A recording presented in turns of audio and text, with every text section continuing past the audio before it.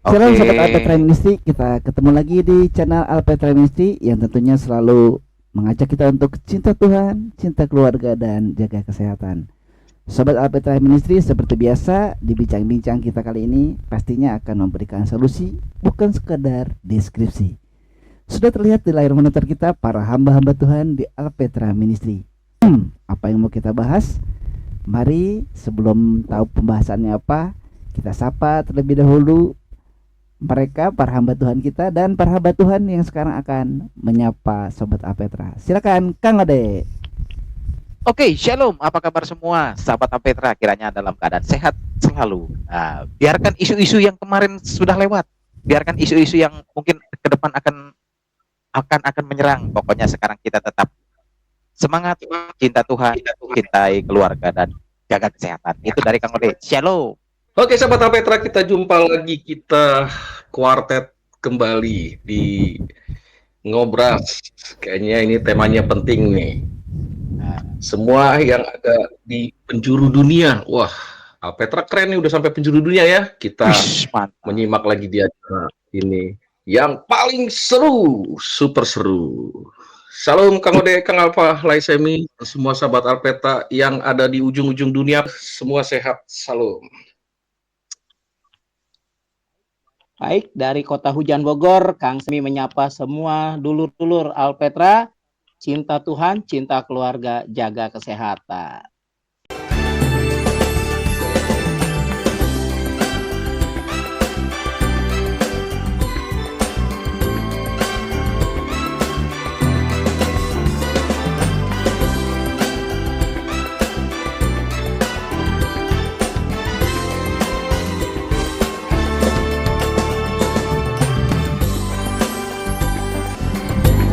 Tuhan Yesus memberkati semua pemirsa Alpetra. Tuhan Yesus berkati sahabat Alpetra dimanapun kita berada. Shalom. Kita tidak usah berlama-lama dan kita akan mulai aja ngobrol santai kita sambil minum kopi, makan gorengan, ya sambil ngemil-ngemil ya. Kita akan mulai aja dan langsung akan saya serahkan acara ini ke Kang Ode. Silakan Kang Ode. Terima kasih. Cukup. Seperti kata Kang Alfa tadi, kita sambil ngopi ya. Seruput dulu kopinya biar pikiran lebih tenang. Wah, dan Kang Semi sama saya nggak ceria. dikasih tuh pelanggaran ya Kang Semi ya. Ini narasumber kita ada dua, ada Bang Heri yang sebagai ini narasumber utama, juga Kang Semi juga ini akhir-akhir ini dalam kekristenan itu muncul fenomena ibadah nih. Ibadah apa ya? Ibadah katanya ibadah orang Kristen sekarang itu sudah melenceng. Terus ada yang mengklaim ini loh paling benar. Aku ini sudah ikut lama loh. Ini loh yang benar.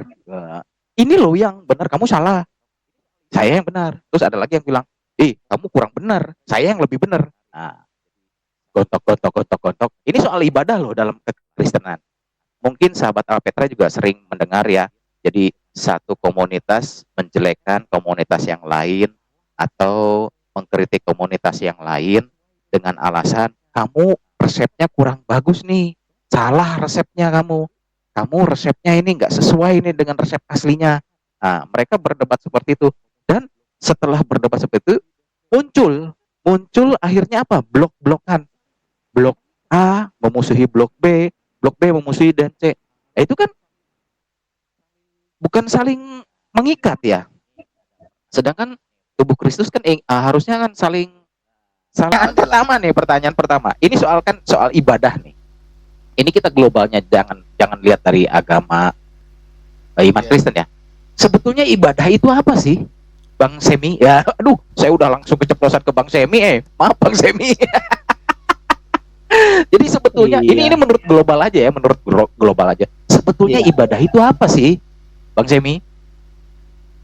Kalau orang dengar kata ibadah pasti mikirnya kegiatan yang berkaitan dengan keyakinan, agama, atau sesuatu yang bersifat perbuatan yang melahirkan nilai-nilai kebaikan, kebenaran.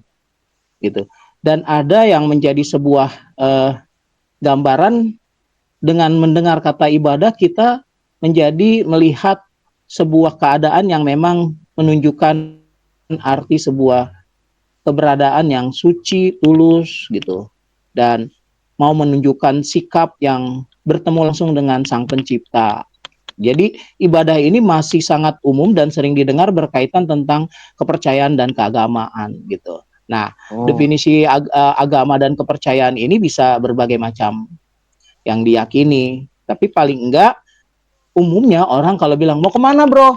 Mau ibadah, orang udah langsung mikir oh ya dia mau ketemu dengan Tuhan, dengan sebuah lingkungan dan keyakinan yang dia yakini, yaitu mungkin sekumpulan atau persekutuan yang dia yakinin. Itulah kira-kira yang disebut dengan ibadah. Secara garis besar adalah penyerahan diri secara yang ada dalam diri kita. Kalau orang bilang baik itu tubuh kita, jiwa kita, dan roh kita dalam sebuah hubungan yang sifatnya berkaitan langsung dengan Sang Pencipta. Itu tuh yang umum ya. Kira-kira itu dulu aja ya contekannya ya. Iya. Berarti ibadah itu tata cara ya Bang Semi ya berarti ya? Bisa dibilang pengembangannya ke arah tata cara gitu. Tapi awalnya adalah keinginan untuk berinteraksi atau bersekutu atau berkumpul atau mendekatkan diri kepada Sang Pencipta gitu lebih. Iya. Wah, ini pertanyaan kedua langsung dijawab sama Kang Semi. Saya itu ada 2 pertanyaan. Satu nanya ibadah apa? Kedua, kenapa ada ibadah? Gitu. Dua-duanya langsung dijawab. Padahal saya belum nanya loh. Mungkin karena kurang kopi. Kurang kopi. Aduh. Hebat. Jadi Kang Odet itu tadinya mau nanya gini. Ibadah itu apa sih? Ibadah itu tata cara. Ternyata kata Kang Semi. Oh iya ini ibadah. Terus Kang Odet mau nanya. Kenapa ada ibadah? Oh ternyata Kang Semi tadi udah jawab. Karena ada keinginan untuk persekutuan katanya ya Kang Semi ya gitu ya? Ya kerinduan lah. Oh ada kali. Berarti itu action ya Kang Semi ya? Jadi ibadah itu action ya? Action karena sesuatu yang sudah terjadi gitu ya kan? Iya. Oh iya. Sekarang ke Abang Heri. Bang Heri, menurut Kristen ibadah itu apa sih Bang Heri? Ini menurut Kristen nih. Nah, kalau menurut Kristen nggak ada lagi tuh konsep ibadah yang mempersembahkan apa yang menjadi sajiannya seperti dulu binatang dikorbankan atau juga sejenisnya ya. Tapi kalau hasil bumi nggak laku kayaknya ya, harus berupa binatang, tentu yang tidak cacat, masih mulus, mulus ya. Mungkin istilah Kang Ode, bodinya oke gitu binatangnya ya, seperti itu. Ya.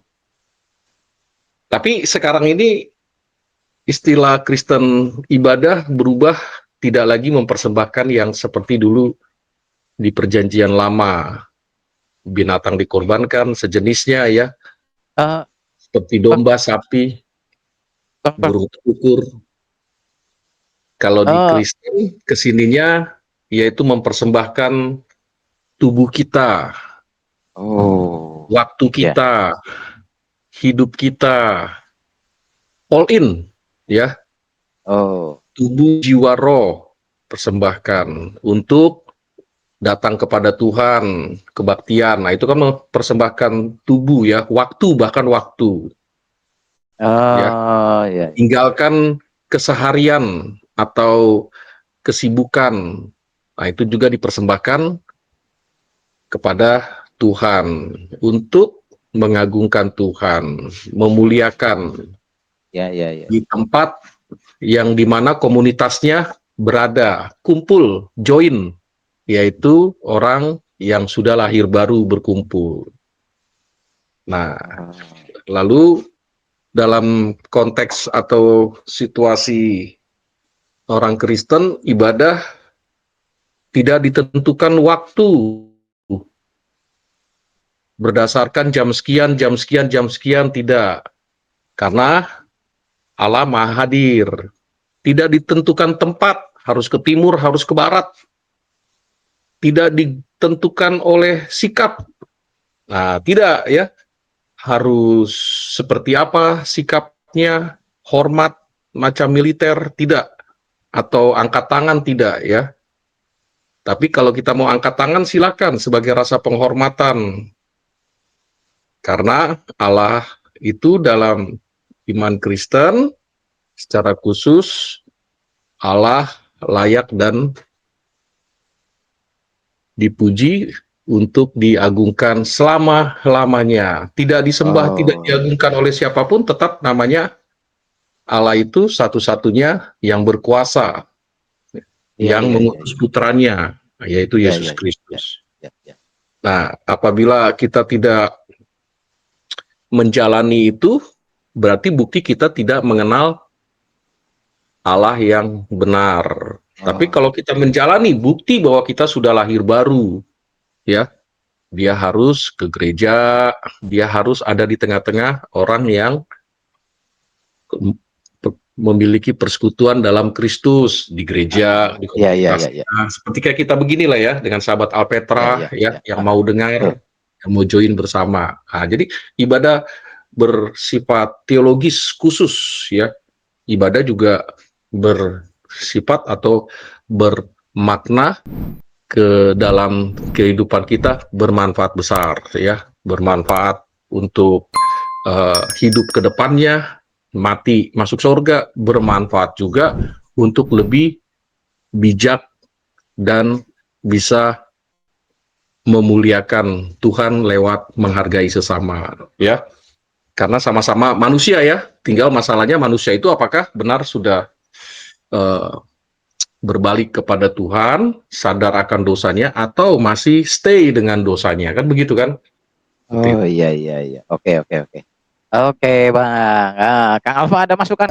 Tadi udah dijelasin ya sama Bang Semi juga sama Ada Bang Heri ya, jadi saya nggak ada yang ditambahin sih. Nanti kalau nambahin itu nggak boleh ya, kita itu nggak boleh suka nambahin omongan orang, Kang Ode, itu dosa itu kalau kita Nggak apa-apa, menurut pandangan Kang Alfa ya nggak apa-apa. Iya. Biar banyak masukan gitu kan. Puji Tuhan, saudara, dan kita tetap mengingat ya prioritas di dalam kehidupan kita. Cinta Tuhan, cinta keluarga, jaga kesehatan. Sahabat Alpetra kan di berbagai macam pemahaman, berbagai macam kasarnya, berbagai macam sumber gitu kan. Siapa tahu ada sumber yang berbeda.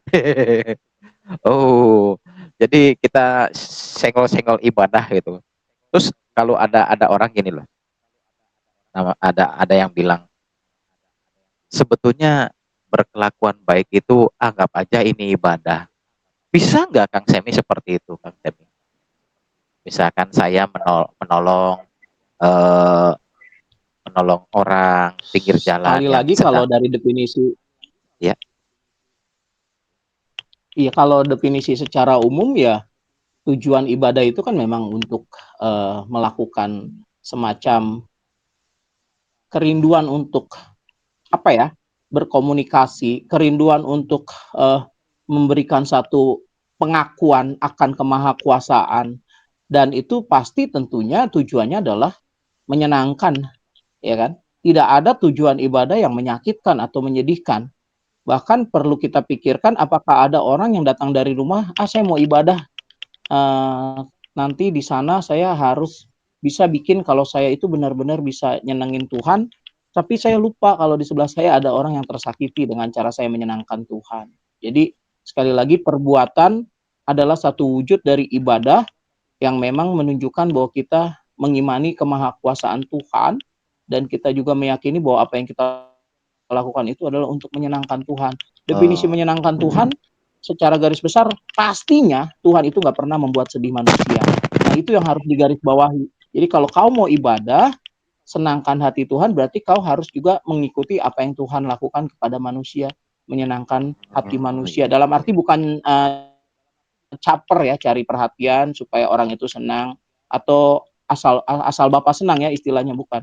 Tapi memang pure seperti apa yang kita ingin. Oh ya, karena saya berterima kasih untuk semua yang Tuhan beri, maka saya beribadah, saya ingin menyembah, memuji, memuliakan Tuhan.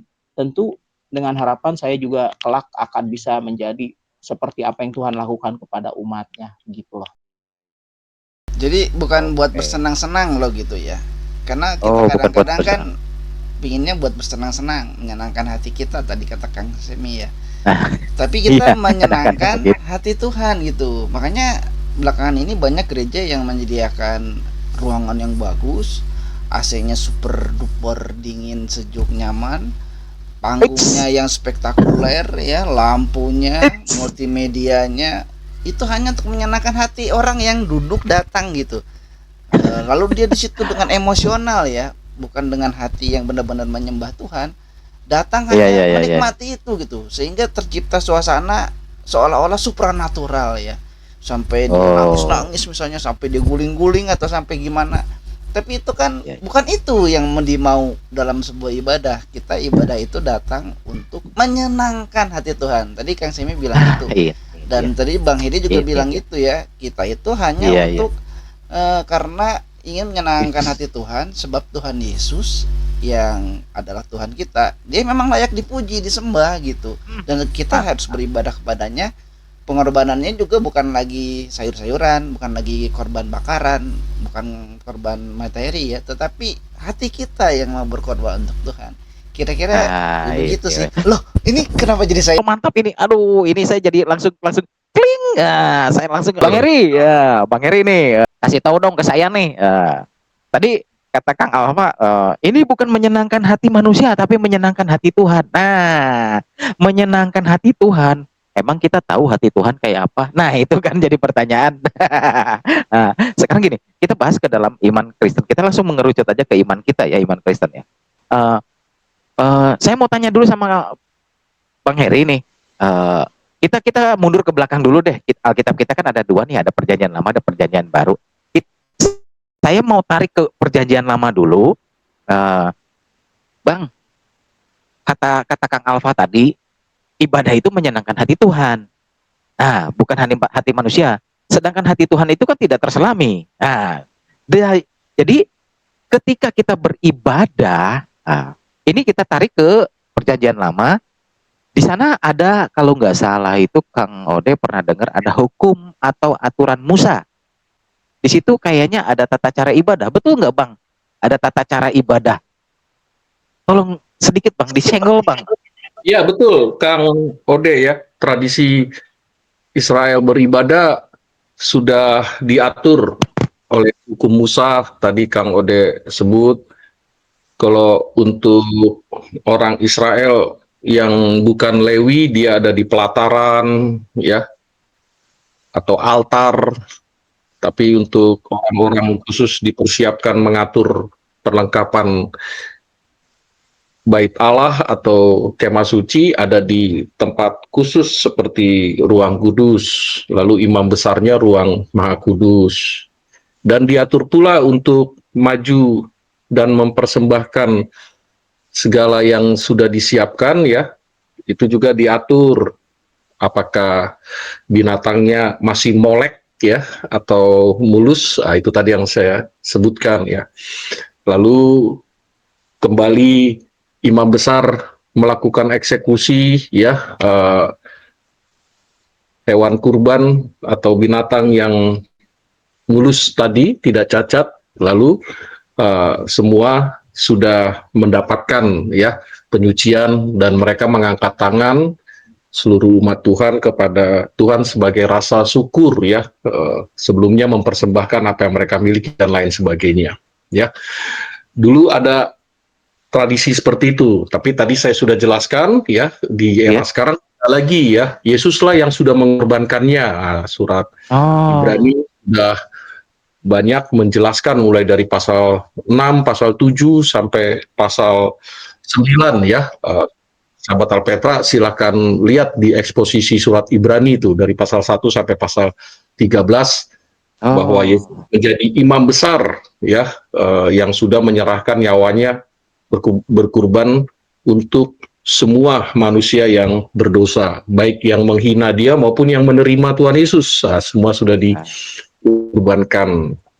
Nah, di dalam perjanjian baru ya, atau kita yang hidup sekarang ya, dalam peribadatan atau yang disebut dengan kebaktian itu ya, Ya, tidak ya. lagi seperti dalam perjanjian lama ya, Oh. berdasarkan tempatnya ditentukan, waktunya ditentukan, sikap beribadahnya ditentukan, harus seperti apa ditentukan. Nah, tidak lagi demikian ya. Kalau Oh. kita mau beribadah bisa Ya. di rumah, bisa dimanapun ya. Hmm. Hari Minggu di gereja ya sebagai bukti kita bersekutu dengan saudara seiman ya, supaya Ya, saling ya. menguatkan, meneguhkan. Tapi di rumah juga bisa beribadah secara personal, pribadi sendiri, bisa Oh. juga secara keluarga ya, secara komunitasnya, dan Kristus menjadi objek yang kita agungkan ya, kultuskan, tinggikan ya, karena sebagai Ya, ya, ya. pribadi yang sudah mengampuni, menyelamatkan ya, sekali selamanya. Nah, itu sebagai rasa syukur dan terima kasih kita kepada Tuhan Yesus. Nah, tadi Kang Alpa juga udah sebutkan ya, kalau secara hakikat, makna atau arti dalam peribadatan itu ya hati kita.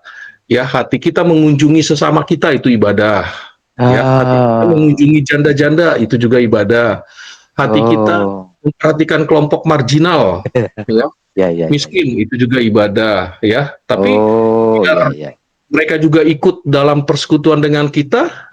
Disitulah kita mewartakan Injil, ya. Ya, Supaya mereka juga yang kita layani boleh membuka hati percaya kepada Kristus, supaya kita dalam persekutuan yang sama, tidak hanya sampai melayani saja, membagikan sembako, bakti sosial, betul itu adalah peribadatan ya, atau ibadah. Tetapi lebih dari itu harus ada pesan Injil yang disampaikan ke mereka, supaya mereka membuka hati percaya, masuk dalam persekutuan saudara seiman, menyembah dan bersyukur pada Tuhan Yesus. Itu Kang Ode ya. Teman-teman. Iya, iya, iya, iya. Oh, mantap. Penjelasannya berarti sebetulnya ibadah itu ada tata cara ya Bang ya. Dulunya memang ada tata caranya, harus begini, harus begini, harus begini. Sekarang pun ada ya, dengan maksud supaya tidak liar, tidak ngasal dan lain sebagainya. Sekarang pun ada gitu ya. Iya, hanya tidak ada lagi kurban mengorbankan binatang. Oh, korban udah nggak ada. Iya, karena Yesus itulah yang menjadi kurban untuk selamanya. Nah, tinggal kita sekarang datang ke tempat bersekutu dengan saudara seiman atau ikut terjun secara sosial ke tempat-tempat untuk bersyukur kepada Tuhan. Mereka pun akan menikmati anugerah, tentu lewat kesaksian kita ya, sampai mereka bisa menerima Kristus. Kalau yang namanya liturgi itu sama aturan sama nggak nih? Ya, aturan peribadatan ya, liturginya di dalam perjanjian lama disampaikan kepada imam-imam, ini loh persembahan kami ya, ini loh semua yang kami miliki, rutin setahun sekali ya, seperti itu. Mereka datang ke kemah suci, lalu nanti pemimpin ibadah atau imam besar mengeksekusi ya binatang yang siap dikurbankan. Nah, sekarang juga ada liturginya, susunan ya. Ada yang liturginya disepakati oleh sinode ya. Ada yang liturginya instan, cepat ya. Ya. Sepakat aja ya. Tidak ada liturginya yang menyia-nyiakan suasana ibadah gereja seperti layaknya diskotik ya. Tidak ada sebenarnya ya, seperti itu. Iya. Ya, kayak upacara bendera lah, kayak upacara bendera setiap hari Senin di tempat-tempat pemerintahan atau sekolah ada susunan acara upacara bendera, begitu ya, memasuki barisan. Amanat pembina upacara. Begitu juga di gereja, seperti itu. Jadi kan kalau di gereja itu ya kan ada yang ledekin, masa sampai ditulis gitu. Berdiri, duduk, berdiri, baca ini, baca itu, kan buat yang pertama kali datang, dia nggak ngerti, dia bisa baca itu. Kalau memang udah setiap hari di gereja itu, setiap kali udah jadi anggotanya mungkin ya, sebagai tetap di situ ya, kenapa mempermasalahkan itu, kan udah hafal.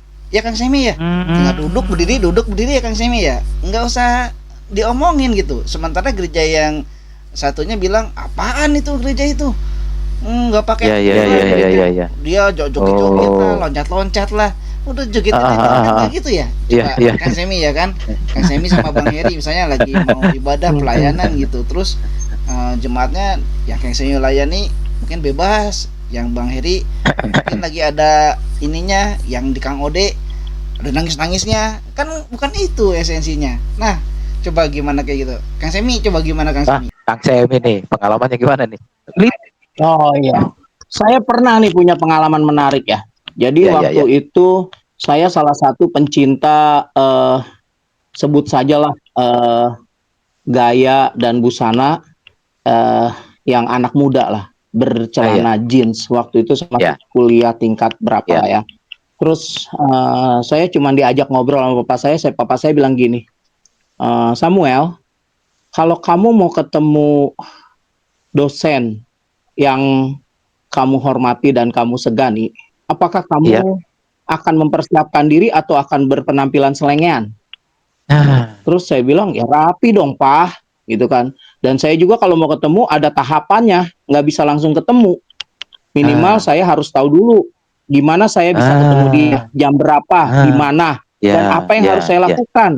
Jadi ya, ya. papa saya langsung bilang, kalau kamu begitu menghormati sang dosen dan kamu mau mengikuti ritme dan aturan, ada tata cara di dalamnya, kenapa kamu tidak mau melakukan itu untuk bertemu Tuhan? Kalau bahasa Bataknya, sorry pakai bahasa Batak sedikit ya, karena saya ingat banget tuh pesan papa saya. Pasuman-suman hamuma dirim tuhadaulaton.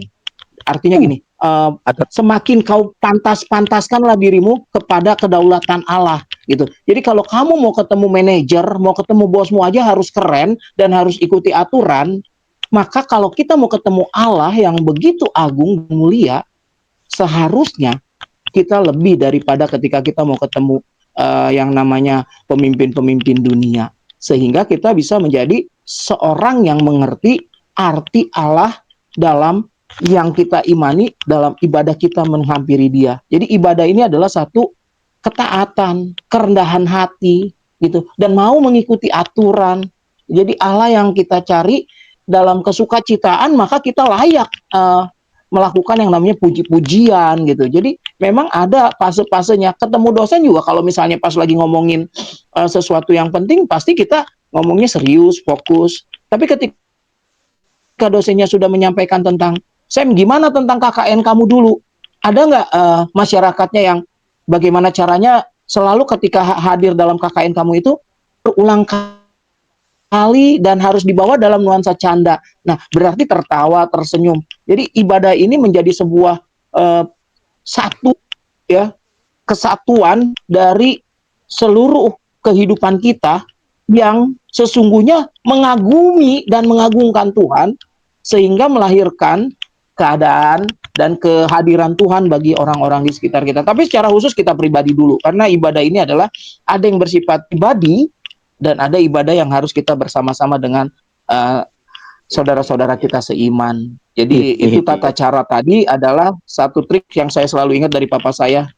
Jangan pernah kamu lebih menghormati untuk bertemu orang-orang hebat dan orang penting, tapi kamu tidak menghormati dan menghargai saat mau bertemu dengan Tuhan. Wih, sedap itu mah. Mantap. Daging lah, daging. Ih, itu mah.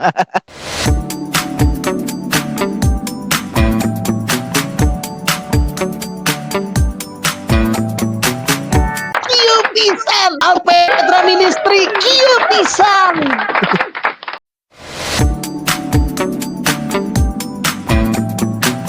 Petra, ternyata nih dalam ibadah itu ada liturgi. Nah, buat teman-teman tetangga nih, ada teman Kang Ode. Teman Kang Ode bilang, apa sih itu liturgi? Orang Kristen nggak tahu apa itu liturgi. Ketika ditanya, di gereja kamu liturginya kayak gimana? Liturgi apa sih liturgi? Saya kan bukannya Katolik, katanya. Loh, emang yang pakai liturgi Katolik juga aja? Kan enggak.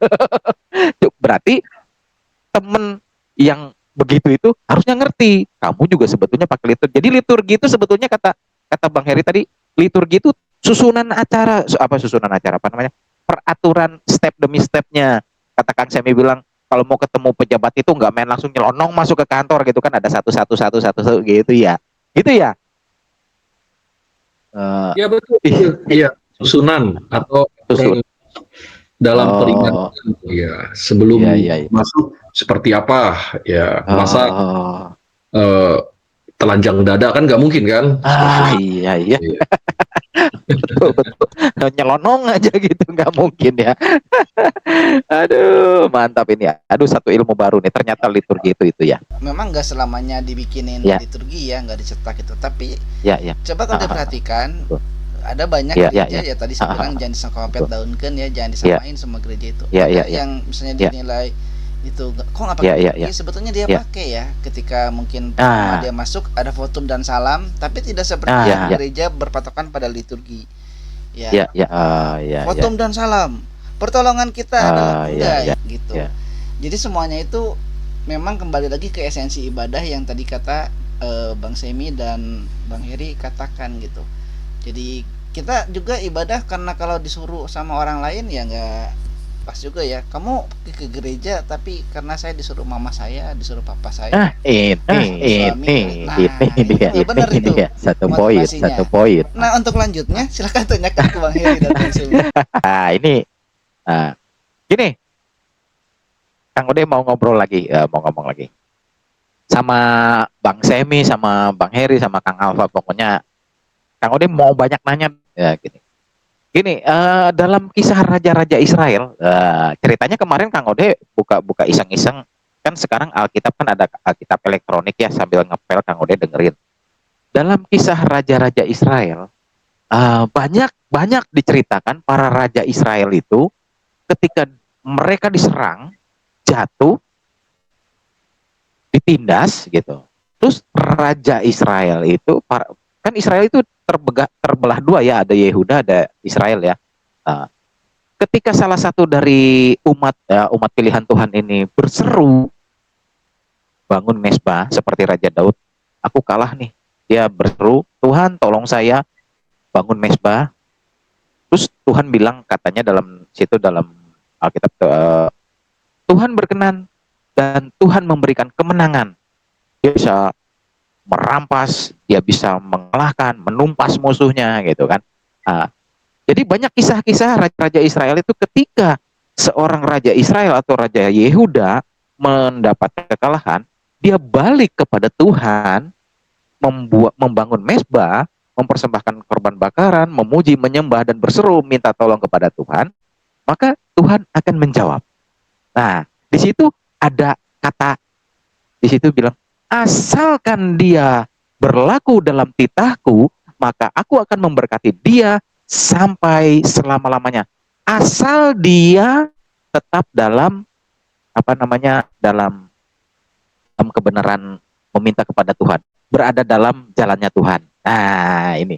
Jadi dari seperti itu, asalkan dia berjalan, berarti ada sesuatu yang yang pikiran, berarti ada yang asal benar, asal engkau benar di hadapanku, aku akan menyertai engkau. Berarti ada yang tidak benar nih. Nah, kemungkinan ibadah juga begitu. Kalau kata Kang Ode nih, pemikiran Kang Ode nih, ibadah pun kemungkinan ada yang benar, ada yang tidak, ada yang berkenan, ada yang tidak. Karena menurut kisah-kisah raja memberkati, tapi ketika dia tidak benar ibadahnya, Tuhan tidak memberkati, malah mengutuk, malah menumpas, gitu kan. Jadi berarti kan ada ibadah yang berkenan dan tidak berkenan. Yang berkenan itu apa sih? Yang tidak berkenan itu apa sih? Itu aja. Kalau saya selalu berpikirnya begini, ketika orang memiliki pemahaman ibadah, ada konotasi atau ada pemahaman yang mengatakan pasti dia lagi dalam kesulitan, maka dia cari Tuhan. Nah, ini kata-kata yang sebetulnya agak sedikit sudah beredar begitu banyak ya. Sementara sekali lagi, sebelum kamu berteriak dalam kesulitan ataupun dalam kehidupanmu, pasti Tuhan sudah lebih dulu bertindak untuk kita. Karena itu tujuannya kemahakuasaannya Tuhan tadi. Lalu berkaitan dengan apa yang disampaikan oleh Kang Ode tadi, jelas banget gitu ya. Kalau saya lagi-lagi diingetin sama papa saya gitu. Kalau Tuhan kamu itu bukan Tuhan yang sifatnya pamrih gitu. Jadi jangan ketika kamu butuh aja nyari dia, gitu. Lalu kamu langsung melakukan apa yang dia senengin aja terus supaya dia baik kepada kamu. Sebetulnya kamu harus selalu menjadi pribadi yang baik seperti Tuhanmu gitu. Jadi jangan kamu melakukan ibadah itu dengan iming-iming apa akan ada imbalan gitu loh. Jadi kalau kata bahasa Sundanya ya, saya memberi supaya saya diberi. Jadi kadang-kadang saya ibadah supaya saya diberkati Tuhan gitu. Nah, papa saya pernah sentil saya kayak gitu. Jadi kamu selama ini datang ke Tuhan cuma karena butuh aja ya gitu. Jadi kamu ngasih ibadah itu supaya kamu dikasih sama Tuhan. Nah, papa saya langsung bilang, Samuel, kalau kamu beribadah sebetulnya karena kamu sudah lebih dulu dikasihi oleh Tuhan. Jadi ibadahmu itu datang dalam ungkapan syukur atas apa yang telah Tuhan beri. Sebelum kamu ada di dunia ini pun Tuhan sudah ngasih kamu bakal ada jadi anak saya. Kata papa saya begitu sih. Cuman gue langsung jadi mikir, oh berarti dia yang kita sembah, Tuhan yang kita yakini bukanlah yang menuntut kepada kita ya, ibarat lu kan udah gua kasih segalanya gitu. Mana gitu timbal baliknya. Tidak seperti itu pemahamannya. Tetapi kita digaris bawahi dalam suka pun kita harus beribadah. Dalam duka juga kita harus beribadah. Dan tidak ada titik tertingginya, misalnya pas lagi sulit kita nyari Tuhan. Sama dalam lagi senang pun kita harus nyari Tuhan. Jadi Tuhan itu nggak boleh kita bikin menurut pola pikir kita gitu. Dengan ibadah bahasanya gue lobby Tuhan deh lewat ibadah gue biar bisnis gue sukses. Enggak lah, Tuhan itu nggak sesempit itu. Bahkan dia lebih dulu ngasih segalanya buat kita gitu loh. Jadi ibadahmu yang sejati adalah ketika kamu menyadari bahwa semua yang kamu jalani di hidup ini adalah kebaikan Tuhan, maka nggak tahu diri banget kalau nggak beribadah dan nggak bersyukur. Gitu. Jadi ibadah itu ucapan terima kasih ya Bang Semi ya, bukan untuk biar aku kata Kang Semi tadi, biar aku dapat sepeda nih aku ibadah. Berarti bukan seperti itu ya konsepnya ya, harusnya ya.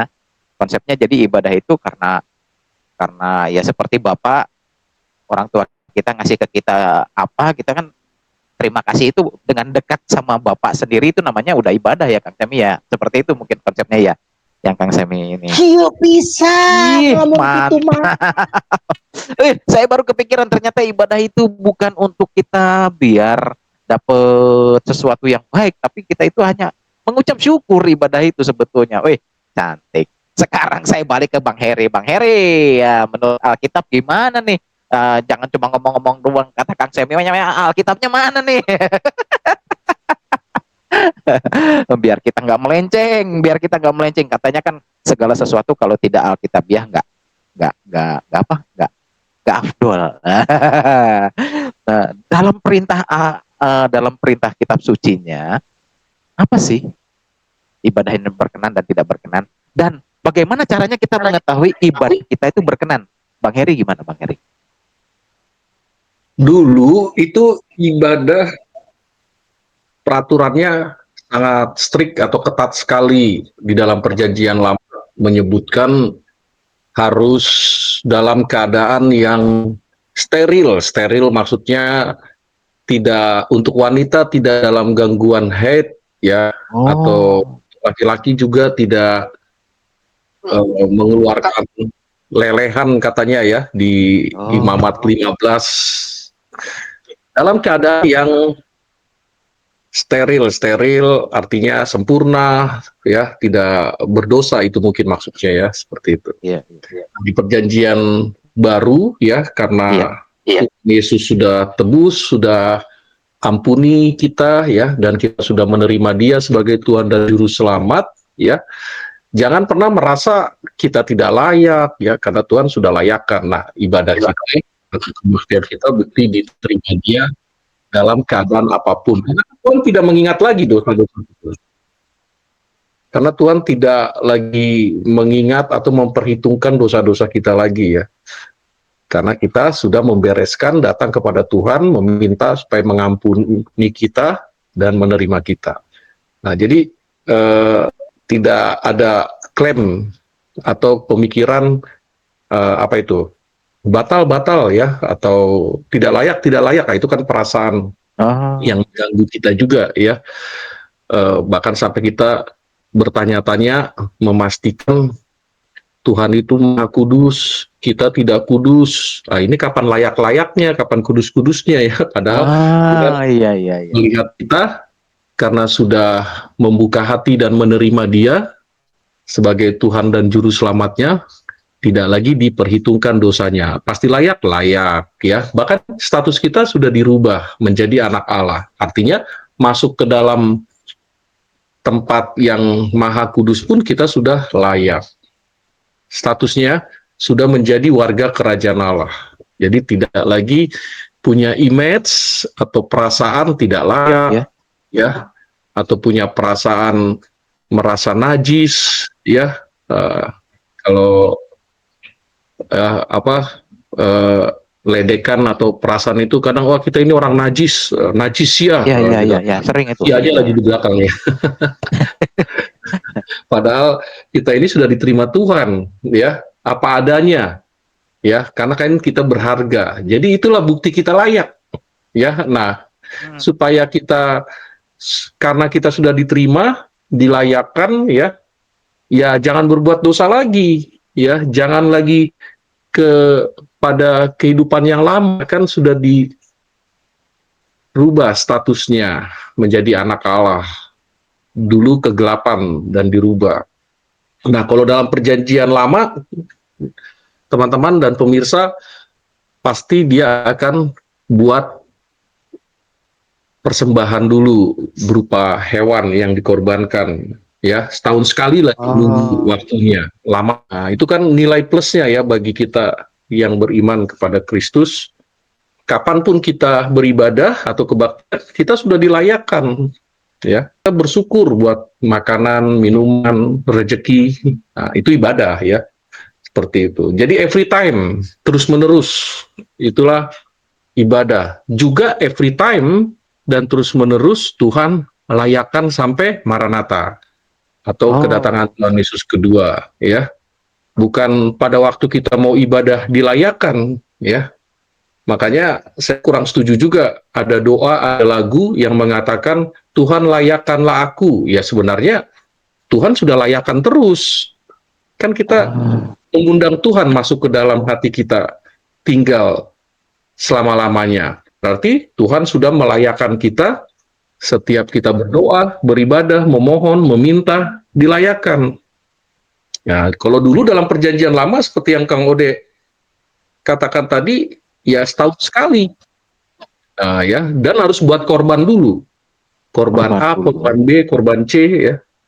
Ribet nggak? Ribet banget. Ribet ya. Ya, ribet. Apalagi kalau kita di era itu bukan orang Lewi, kita harus tunggu orang Lewi, karena dikhususkan untuk mempersiapkan itu. Nah, kalau sekarang kan nggak ribet. 1 Petrus 2 ayat 9, kita imamat yang rajani. Nah, secara teologis tuh, secara makna, secara arti. Kita nggak lagi perlu pendeta untuk mendoakan kita menjadi layak, nggak perlu lagi harus berpuasa untuk kita bisa layak, atau harus tunggu setahun sekali pencurahan Roh Kudus supaya Roh Kudus datang. Enggak. Ya. Karena Yesus yang kita undang masuk dalam hidup kita sudah melayakkan sampai selama-lamanya. Nah, tinggal dari kita jangan berbuat dosa lagi, jangan hidup lama lagi, jangan kembali lagi seperti bayi udah dimandiin kembali lagi ke kubangan. Nah, Kieu pisan, Alpetra Ministry kieu pisan.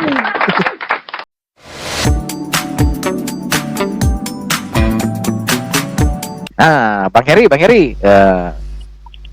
itu kata Bang Heri tadi itu ibadah itu tidak kita jangan merasa tidak layak karena semua sudah dilayakkan katanya kan. Bagi yang kembali ke ini, ya. Bagi yang menerima Kristusnya dilayakkan. Nah, Iya. Oh, bagi yang Ya, menerima. itunya. Bagi yang sudah lahir baru, bagi yang sudah lahir baru, bagi yang sudah percaya Yesus Berarti- dilayakkan. Oh, Berarti yang tidak lahir baru belum layak gitu ceritanya ya Bang ya? Ya kata Alkitab begitu.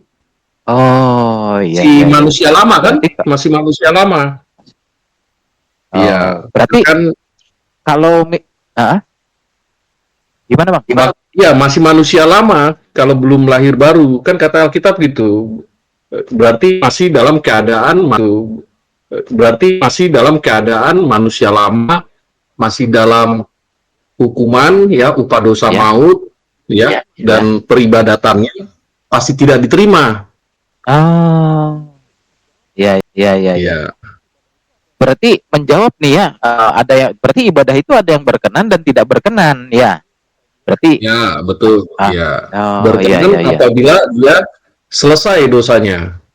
Oh iya. Ya, kalau nggak selesai, ya gimana nggak berkenan? Kata Alkitab, kan gitu kan? Oh. Kan tadi Kang Ode bilang kita konteks Kristen tuh, ya. Karis, ada yang menggelitik nih, gini ya. Ini kan berhubungan dengan berkenan dan tidak berkenan. Misalkan nih, saya berjemaat di satu komunitas. Setelah berjemaat, kan saya belum tahu nih ceritanya, belum ngerti itu yang namanya komunitas itu berada di jalur yang benar atau berada di jalur yang tidak benar. Nah, sekarang kan lagi banyak nih komunitas-komunitas bermunculan karena banyak yang aku yang benar itu loh, Bang Heri, Bang Kang Semi, kan banyak yang ini nih komunitas saya paling benar, ibadahnya paling diterima. Nah, itu kan. Jika misalkan ketika saya berada di satu komunitas yang ternyata kok kayaknya nggak bener ya, kok kayaknya melenceng ya. Terus sikap saya itu harusnya seperti apa sih?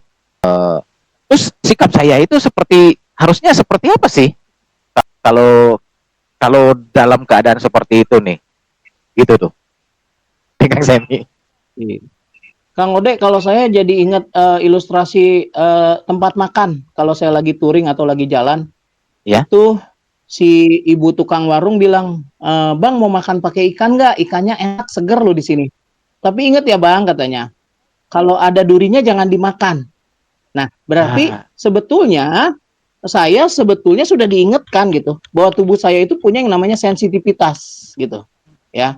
Jangan sampai ketika kamu kena duri, tapi kamu masih terus hajar tuh, kamu masih terus gigit, kamu masih terus makan gitu. Jadi ada juga orang yang udah ngingetin, di tengah kita sudah punya kesadaran dan sensitivitas. Nah, itu ibu-ibu tadi itu bukan kebetulan, bukan karena dia mau cari uang jual. Jadi berkaitan dengan pertanyaan Kang Ode, kita cernanya sama seperti itu. Setiap insan di dunia ini, secara iman, ya kepercayaan kita, itu jelas sekali kita dikasih yang namanya alarm tentang ketuhanan, gitu ya. Dan kita tahu gitu, dan kita bisa memberikan takaran. Bahkan ada penguatan yang di luar nalar kita, dikirimkan oleh kita sebut Roh Kudus, ya, untuk mengingatkan kita lagi akan keyakinan yang kita yakini tentang kebenaran, sehingga kita tidak mudah terombang-ambing, gitu. Makanya setiap kita bisa menjadi kuat dan tidak mudah terombang-ambing, pasti harus punya pondasi yang kuat, yaitu pondasinya apa? Bagaimana kita bisa punya pondasi yang kuat kalau kita sendiri nggak pernah pakai misalnya batako yang baik, semen yang baik, gitu kan? Lalu cakar ayam yang baik, gitu. Bagaimana kita bisa bicara tentang kebenaran Tuhan sementara kita nggak pernah cari tahu tentang Tuhan sendiri? Di mana kita cari Tuhan? Alkitab. Gitu loh. Selalu standar baku kita Alkitab. Kalau sudah bertentangan dengan Alkitab, sorry to say, ya kan, selamat tinggal, gitu ya. Jadi jangan makan ikan kalau udah kena durinya. Gitu. Iya. Nah, itu tuh bagus tuh Kang Ode. Itu tuh seperti yang dibilang oleh Rasul. Yang dikatakan Kang itu betul. Saya sangat senang sekali tuh. Ilustrasinya sederhana, enak. Itu seperti yang dikatakan Paulus di Roma 12 ayat 1 gitu. Jadi ibadah yang berkenan itu kan mempersembahkan tubuh kita ya Kang Semi ya. Makanya tubuh kita punya sensor gitu ya Kang. Nah, bagaimana penjelasannya Roma 12 ayat 1? Kang Ode jangan tanya saya, tanya ke Bang Heri. Silakan Bang. Langsung aja. Kalau gitu langsung aja Bang Heri. Roma berapa tadi katanya? Roma 12 ayat 1. Langsung aja Bang Heri jelaskan. Ini biar pada ngerti nih sahabat Alpetra semua, biar ngerti, kita sambil ketawa-ketawa Betul, betul. tapi ada isinya ini. Ayo. Ya tadi udah disampaikan oleh Semi ya, kalau Alkitab itu memberitahu bagaimana kita berkenan kepada Allah dan diterima oleh Allah. Allah kan Maha Kudus, ya, Allah Maha Suci. Supaya kita bisa diterima oleh Allah, kita harus kudus, suci. Nah, ya, supaya kita kudus dan suci, Allah sendiri yang menguduskan, Allah sendiri yang menyucikan. Karena Allah sayang kita, Allah mengutus Tuhan Yesus ke dunia. Nah, pribadi yang kedua ya, pribadi yang kedua yaitu Tuhan Yesus, sehingga Dia menyelamatkan kita dengan berkorban. Nah, di Alkitab memberitahu manusia tidak bisa kudus, tidak bisa berkenan karena dosa, gitu ya. Tapi akan berkenan, dan Allah sendiri yang menyatakan itu berkenan atau tidak. Nah, tadi disebut oleh Kang Alfa juga ibadah itu yaitu ibadah yang diperkenankan Tuhan, ya, pasal 12 ayat 1 sampai 2. Ibrani 11 ayat 6 disebut, tetapi tanpa iman tidak mungkin orang berkenan kepada Allah. Nah, jadi untuk bisa diterima Allah harus beriman, mengimani Allah yang benar, yaitu yang mengutus putranya Yesus Kristus, supaya kita tidak lagi dihitung-hitung nih dosa kita, atau tidak turut dihukum karena dosa.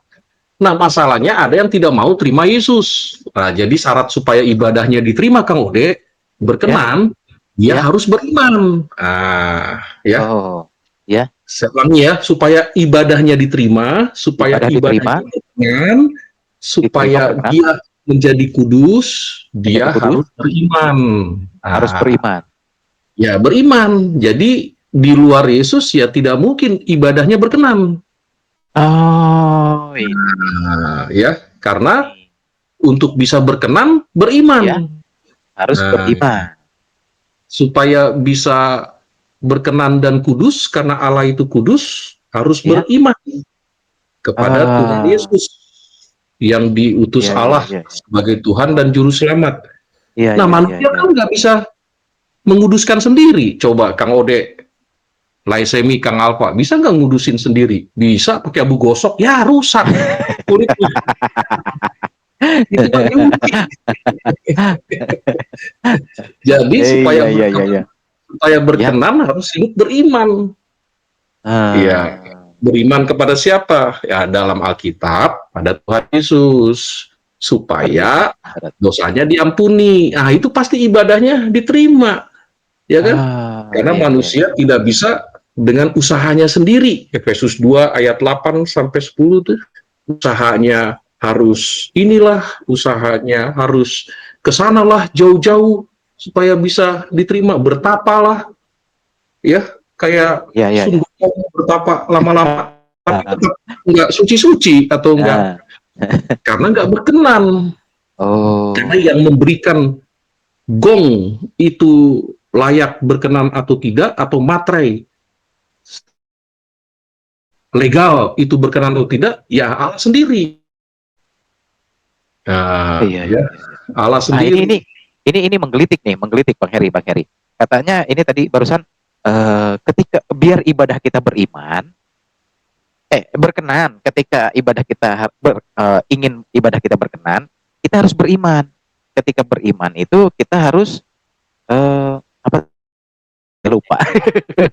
Ya, supaya kita diterima ibadah kita, ya, berkenan, kita beriman. Ibrani 11 ayat 6 tadi ya, beriman kepada siapa? Kepada Tuhan Yesus Kristus, dan mengaku dan menerima Dia supaya ibadahnya diterima.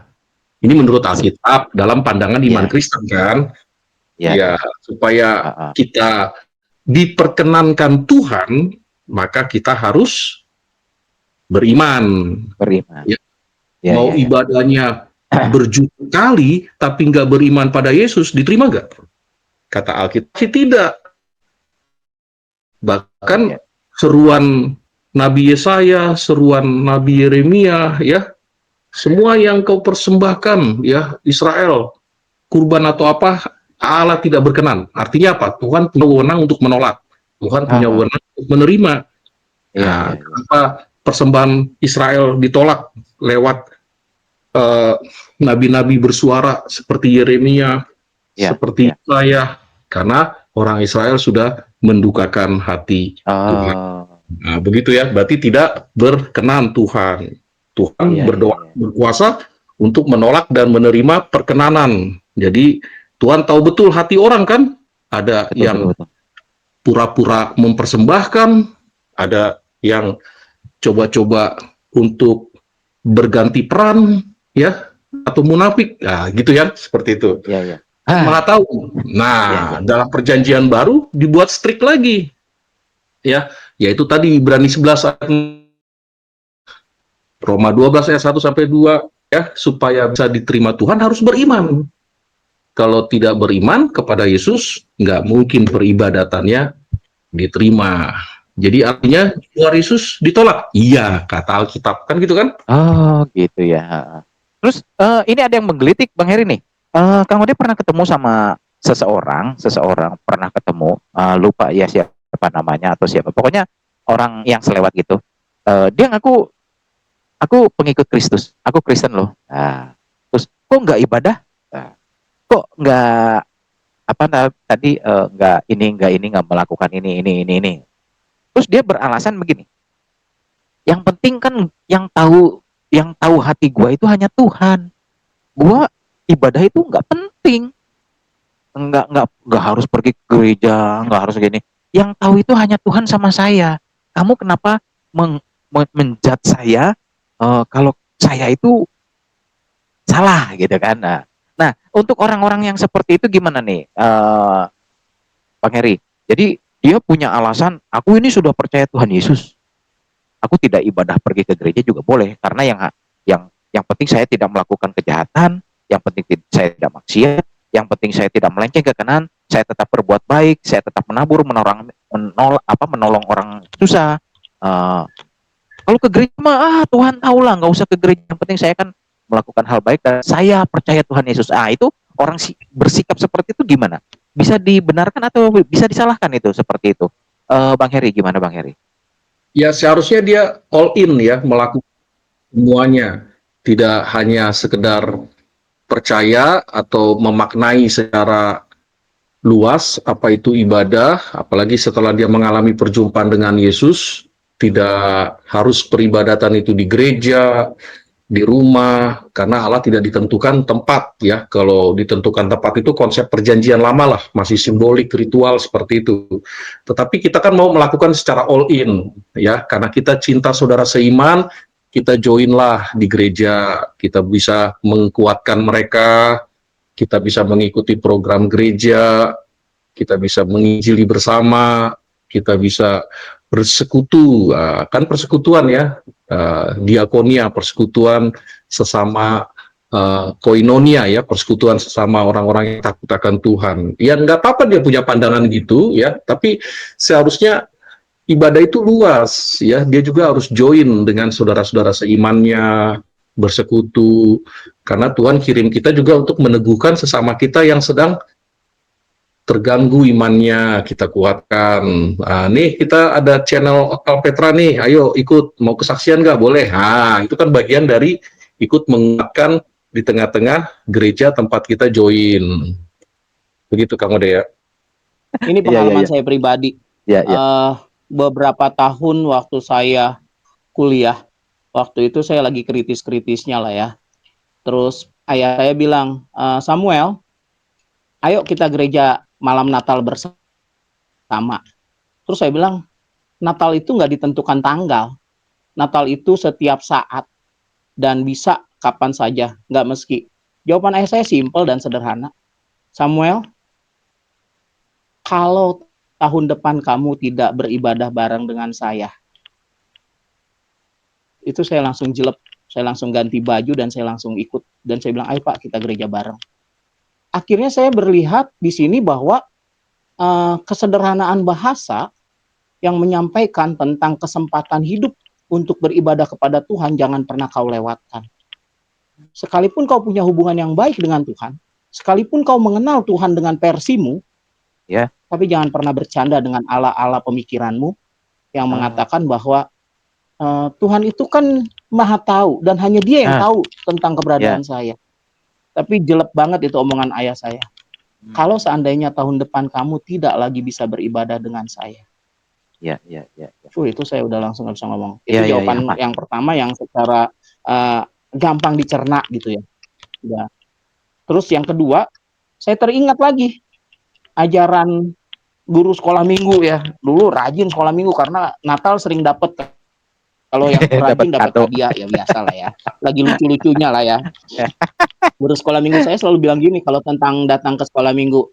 Ini nih contoh dong anak sekolah minggu kita harus rajin bersekolah minggu. Kenapa? Karena ada tertulis dalam Alkitab Yohanes 4 ayat 24, Allah itu roh dan barang siapa menyembah dia harus menyembahnya dalam roh dan berarti versinya bukan versi pola pikir kita, kata guru sekolah minggunya. Berarti ikut kehendak Allah. Dan harus dengan tatanan kebenaran yang Allah ajarkan. Jadi kalau kamu bilang, kan cuma Tuhan yang tahu tentang saya. Itu versi kebenaran versimu gitu bro. Bukan versi kebenaran Alkitab. Pembenaran diri ya. Jadi tidak ada namanya Alkitab versi Samuel. Alkitab versi A, B, C, D, E, F, G. Yang saya bisa bagikan buat kita semua, ternyata keren banget ya orang-orang zaman dulu itu. Ya.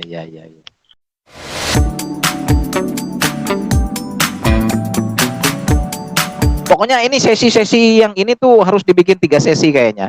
Karena kalau satu sesi kepanjangan kayaknya 2 jam bos. Sebelum kita lanjut, sahabat Alpetra, terima kasih untuk yang sudah subscribe, yang sudah menyukai dan membagikan video-video dari Alpetra Ministry. Dukung terus channel kita biar kita bisa lebih baik lagi. Dukung terus. Ini saat ini juga kita nggak ada Om Yan ya, tapi tetap Om Yan jadi back pengontrol kita ya. Jadi tetap mengawasi kita gitu. Jangan sampai kita melenceng ke kanan dan ke kiri, terutama jangan sampai kita menyesatkan, bro. Kita tugasnya hanya membangun, gitu ya. Oke, sahabat Alpetra, tadi dibahas sama Kang Semi, katanya aturannya Tuhan itu bukan aturannya kita loh. Nah, Bang Eri juga bilang satu itu ibadah biar kita berkenan itu kita harus percaya, beriman kepada siapa? Kepada Tuhan Yesus. Kalau beriman sama Tuhan Yesus, bareng-bareng dong ibadah. Karena kan kita perlu penguatan juga, saling menguatkan gitu. Terus ada satu isu nih akhir-akhir ini. Akhir-akhir ini ada isu tentang akhir zaman yang sudah mendekat. Ini loh. Ini menggelitik ini. Yang namanya akhir zaman atau namanya itu Aki Amat itu katanya Aki Amat mau datang itu. Sudah dekat ini Aki Amat mau datang katanya. Malah sudah ada yang memprediksi segala macam. Ini muncul seperti itu, muncul Kang Ode bilangnya bukan nabi palsu lah, bukan. Pokoknya ini sesuatu yang ada sebagian dari sahabat-sahabat Alpetra mungkin sudah dengar ya. Isu-isu baru tentang kedatangan Tuhan Yesus. Ini ada hubungannya dengan pembicaraan kita saat ini. Jadi kenapa ada hubungannya? Karena Kang Ode melihat ada beberapa orang yang ikut terbawa, ada beberapa orang yang cuek-cuek aja, ada beberapa orang yang sudah biasa yang kayak gitu. Terus ini dengan ibadah kita hari ini. Jadi Kang Ode bilang cerita pasti terjadi, pengangkatan pasti terjadi, kiamat, Aki Amat itu pasti datang. Tapi kita nggak sampai gimana gitu. Yang penting ini Kang Ode cuma menekankan ibadah. Ibadahnya ini yang harus diperdalam. Kali ini kan dibahas nih, ibadah tuh harus seperti ini nih. Nah, kalau kita ibadahnya sudah benar, kata Bang Heri, sudah benar, sudah berkenan, sudah beriman, pasti tidak menanggapi isu-isu seperti ini terlalu berlebihan. Nah, Bang Semi gimana Bang Semi? Isu-isu akhir-akhir terakhir ini tentang ya seperti itulah. Ini jawabnya agak santai aja ya. Santai Dan aja lah. ala-ala anak sekolah minggu aja. Saya Iya, senang banget itu. iya. Kalau guru Setuju. sekolah minggu tuh selalu bilang Iya. katanya, kedatangan Tuhan Yesus itu nggak ada yang tahu gitu. Ya kan? Itu ada Alkitab tahu. lu yang ngomong gitu loh. Dan guru sekolah minggu bilang kita harus siap gitu. Jadi secara garis besar guru sekolah minggu bilang, kalau kamu memang benar-benar sudah siap, berarti kamu sudah menjadi pengikut Yesus Kristus gitu loh. Nggak perlu lagi kamu mikirin tentang kedatangan Yesus yang kedua kali. Secara garis besar tugasmu adalah mempersiapkan diri, bukan mengkhawatirkan kedatangannya, ya kan? Jelas-jelas dikatakan juga di situ kan, kalau kita memang benar-benar mengimani Yesus Kristus, Yohanes 14 ayat 1 sampai 3 itu bilang janganlah gelisah hatimu. Ini bicara tentang bahwa kita sudah dipersiapkan tempat oleh Bapa di surga, gitu loh. Jadi nggak perlu khawatir lah gitu, nggak perlulah sibuk kasak-kusuk mikirin kedatangannya. Wong kita sudah disiapkan tempat di sana. Itulah iman percaya yang kokoh gitu loh, kata guru sekolah minggu saya waktu itu. Jadi nggak usah khawatir, kamu itu sudah menjadi milik Allah. Di saat kedatangan yang kedua kali kamu udah punya tempat gitu. Yohanes, walaupun memang Alkitab banyak memberitahu kepada kita bahwa ciri-ciri kedatangan Yesus Kristus itu anak manusia itu akan tampak di langit, ya kan? Dan juga ada yang mengatakan bahwa anak manusia itu akan datang ya dalam awan-awan. Itu di Markus 13, lalu tadi di Matius 24. Jadi memang Alkitab lah panduan kita kalau mau bicara tentang kedatangan Tuhan Yesus yang kedua kali gitu. Sorry to say ya, bukan manusia gitu loh. Iya, hanya Alkitab lah gitu. Karena memang Alkitab itu wah ya dan amin. Jangan coba-coba kamu bikin versi tafsiran baru tentang Alkitab kedatangan Tuhan Yesus. Walah. Untung gak disentil sama Tuhan Yesus. Ya kan? Kokoh gue gitu kan.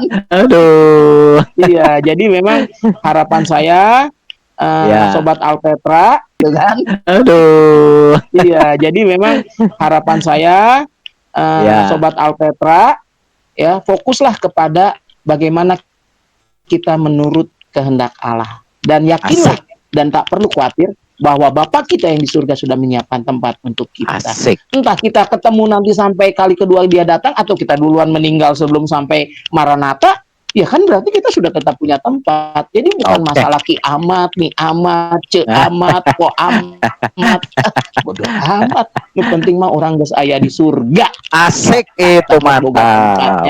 Aslina, lain kaleng-kaleng. Mantap.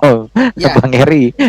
Sok Bang Heri gimana? Itu luar biasa itu. Udah siap-siap dah. Udah siap itu dia sudah membuka. Tanggapannya Bang Heri nih. Wah ini tanggapannya gimana nih? Biasanya isu itu muncul dari kelompok atau pribadi yang rajin ibadah tapi minim memaknai. Untuk memaknai itu kan harus tadi ya.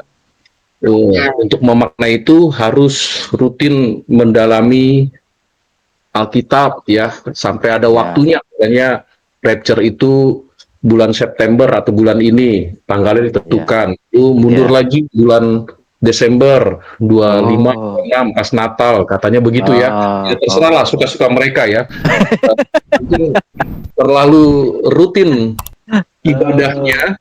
Ya mungkin emosional sekali ya, tapi minim penghayatan Alkitabnya lewat pendalaman Alkitab, Bible study dan lain sebagainya. Ya tapi kita hormatilah, tapi janganlah terlalu banyak isu-isu gitu karena akan menggelisahkan dan membuat orang takut seperti itu. Karena Alkitab isinya tidak menakutkan, isinya kabar buruk ya, tapi sukacita, damai sejahtera, kabar baik. Nah, sahabat Alpetra ya, dan juga pemirsa yang rutin memperhatikan podcast kami ya, Kang Ode, Kang Pak Laisemi, saya Pendeta Ian Antoni, kita selalu berbicara dalam tinjauan Alkitab, bukan experience atau pola dan pengalaman kita ya mendapatkan satu yang ritual lalu disampaikan, mendapatkan sesuatu yang kusyuk bersifat wahyu lalu disampaikan. Tidak, kita bukan begitu ya. Kita lurus-lurus saja secara Alkitab ya. Kita tidak mau menggelisahkan orang dengan podcast-podcast kita ya. Karena bagi kita ya Alkitab itu kabar baik. Alkitab itu memberikan kehidupan yang damai, tenang, bukan menakutkan ya dengan klaim-klaim wahyu, klaim-klaim yang menegangkan ya. Saya kira dia harus ibadahnya kusuk lagi lah dalam Tuhan. Lebih kusuk lagi.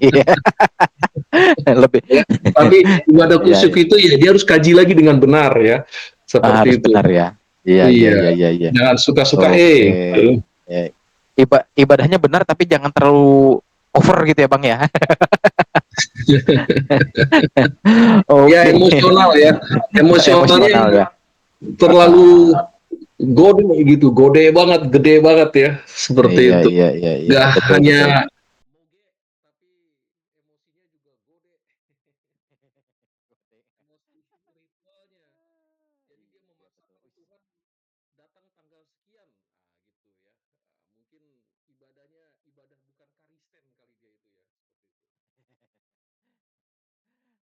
sekali ya. Kang Alpa ada yang mau nambahin? Sobat Alpetra itu bisa nonton ya penjelasannya dari konten-konten kita yang sudah tayang. Ya, ada penjelasan dari Pak Yan, ada penjelasan dari Pak Heri. Cuma belum ada dari Kang Semi. Dari Kang Semi nih. Nanti kita bikin, Kang Semi nanti kita bikin ya. Nah, nggak ada Kang Ode, saya nggak ada tambahan lagi. Jadi betul apa yang disampaikan sama Bang Heri dan Bang Semi. Cuma ya itu ya, sahabat Alpetra silakan nonton tayangan-tayangan tentang fenomena bulan darah, terus katanya rapture, katanya kiamat dan sebagainya. Sudah tayang di channel kita Alpetra Ministry. Silakan ditonton aja. Ya. Oke, sahabat Alpetra, nggak berasa ya ini sudah sampai hampir 5 jam kita ngobrol ngalor ngidul. Masih seru sebetulnya, masih banyak pertanyaan nih buat Bang Semi, buat Bang Heri, Kang Alfa, banyak pertanyaan, tapi ya kita jangan habisin di sini semua karena masih ada hari esok, karena hari esok masih penuh harapan. Oke. Kesimpulan dari obrolan yang sudah Kang Ode simpulkan adalah ibadah yang benar adalah ibadah yang penuh dengan ucapan syukur, tanggalkan segala beban karena kita sudah dilayakkan untuk lebih layak lagi di hadapan Tuhan. Jadi ingat di akhir zaman ini kita ibadah yang benar, kita beriman yang benar, berimannya kepada siapa? Kepada Tuhan Yesus Kristus. Yuk kita berlomba-lomba untuk bisa masuk dalam kerajaannya. Kerajaannya memang sudah dekat, tapi jangan terlalu over apa tadi Kang Bang Heri bilang, terlalu over. Ya seperti itulah. Jadi kita harus tetap minta hikmatnya Tuhan agar kita tetap berjalan di dalam kasih karunia Tuhan. Sebelum mungkin ada sepatah dua patah kata dari senior-senior kita, dari para hambanya yang akan menguatkan untuk sahabat-sahabat Alpetra sebelum kita berpisah. Silakan Bang Semi. Ibadah yang sejati adalah ibadah yang lahir dari roh dan kebenaran seturut dengan firman Tuhan.